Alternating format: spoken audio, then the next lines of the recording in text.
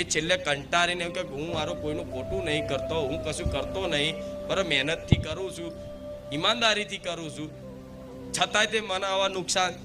ભગવાન છે કે નહીં એ ખોજમાં નીકળ્યો. મારા જીવનમાં આટલા બધા દુઃખ પડે છે, ભગવાન છે કે નહીં? જો ભગવાન ના હોય તો મને કંઈક પ્રમાણ આલે.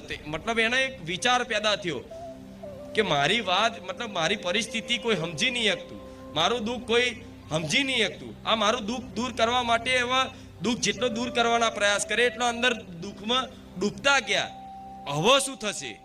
ત્યારે ભગવાન કોઈ બી વ્યક્તિને ભગવાન ઉપર નજર જાય, ખારું એ ભગવાન હવે તમે જોવો છો ને કે હવે મારું કોઈ રહ્યું. ત્યારે અસલી ભક્તિ જાગે ને, જેને ભક્તિ અસલી જાગવાની હોય, ભગવાન એમના શરણે સ્વીકારવાના હોય ને, એના જીવનમાં ભયંકર દુઃખ આવે છે. આટલો વિશ્વાસ રાખજો. આવું કેવું માડી તો દુઃખી છો એટલે માડીને આગળ બેઠા. તમારા જીવનમાં દુઃખ ના આવ્યું હોત તો માડી મળવાના. આ શું ખોટું?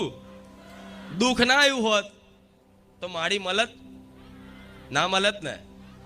તો જે દુઃખને તમે